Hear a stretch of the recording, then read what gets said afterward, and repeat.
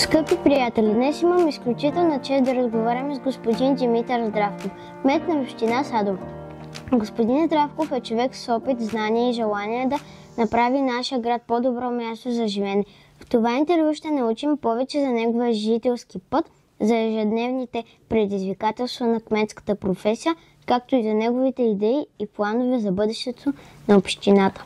Благодарим ви, че отделихте време за нас, господин Здравков. Нека започнем. Какво беше вашето детство?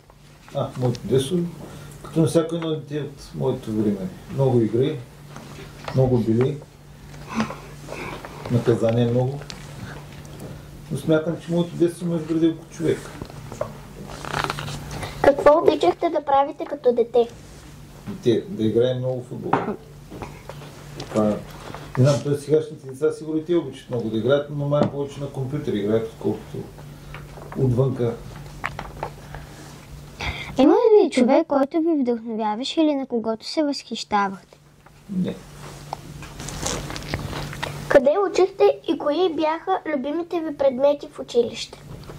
Учих в основно училище Христо Ботев, село Катварница, любими предмети, история, география, по-малко математика и българска. Мечтахте ли някога като дете да станете кмет? Не. Трудно ли е? Тогава имаше други детски мечти, да станеш футболист, да станеш известен. По-малко. Кой тогава се сеща, че може да станеш политик? Трудно ли е да бъдеш кмет?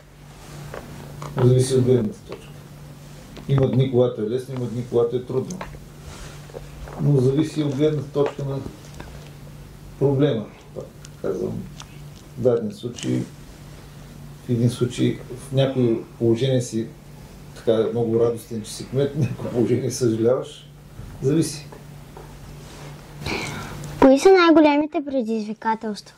Най-големите пред работата ли? Най-големите предизвикателства са неяснотите за утрешния ден.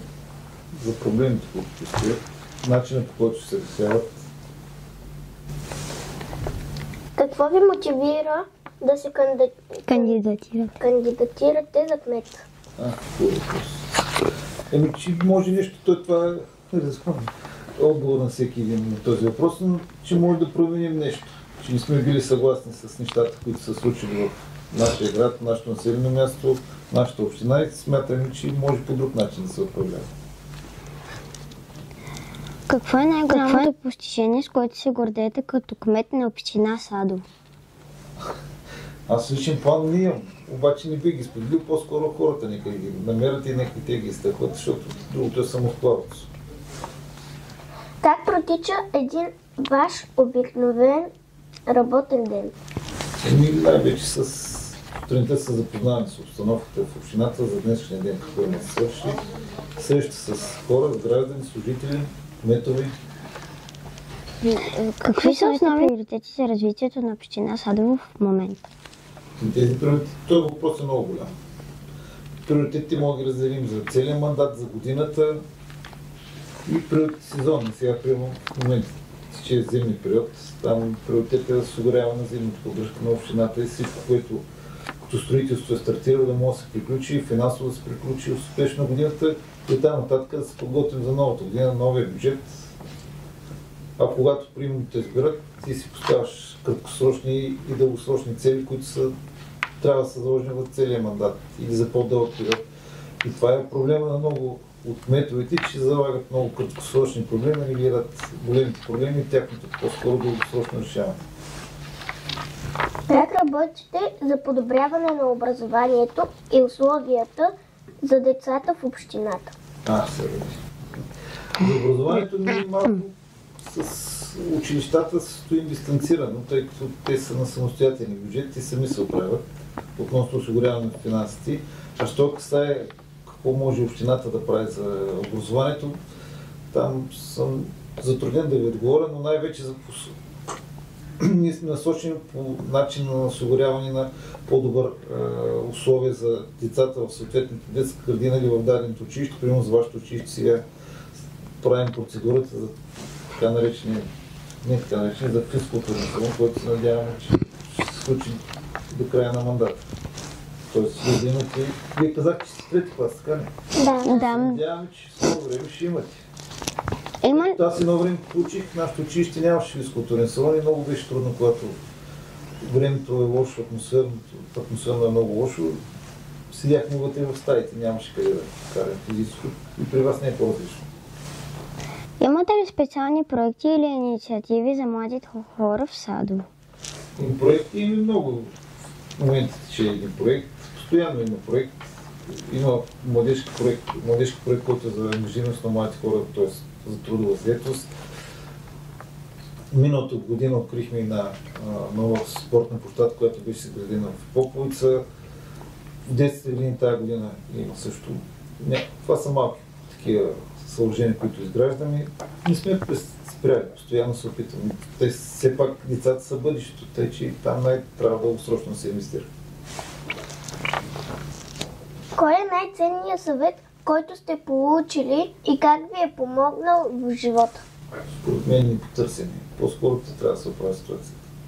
Ако много време съветваш, не знаем докъде ще. Първо няма да разбереш твоето мнение и ще бъдеш подвластен на други мнения.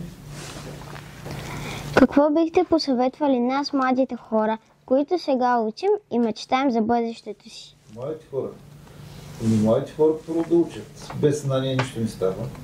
Това трябва да ви е ясно, макар че сте малки в трети клас, но трябва да знаете, че без знание няма как да отваряш вратите напред и през живота си на всеки един от вас. Тъй, че залягайте над учебниците и след учебниците ще има и време за игри. Колкото по-подготвени сте днескашния ден, толкова по-силно ще бъдете за утрешния. Ако можехте да се върнете назад във времето, бихте ли избрали отново този път? Да. Защото другия не ясен. Господин Здравков, благодарим ви за това искрено и вдъхновяващо интервю. Вие ни показахте не само какво означава да бъдеш добър лидер, но и как личната мотивация и усилията на един човек могат да направят разлика за цяла общност. От името на всички ученици и жители на община Садово ви пожелаваме успех във вашата работа и много нови постижения. Благодарим ви още веднъж за отделеното време. И аз ви благодаря. Искам да пожелая на вас много успехи, тъй като сме на вечерието на Коледа, да се посрещнете една успешна нова година, която да донесе много подаръци. Надявам се, че сте слушали и много щици да имате в училище. Благодаря. Ние благодарим.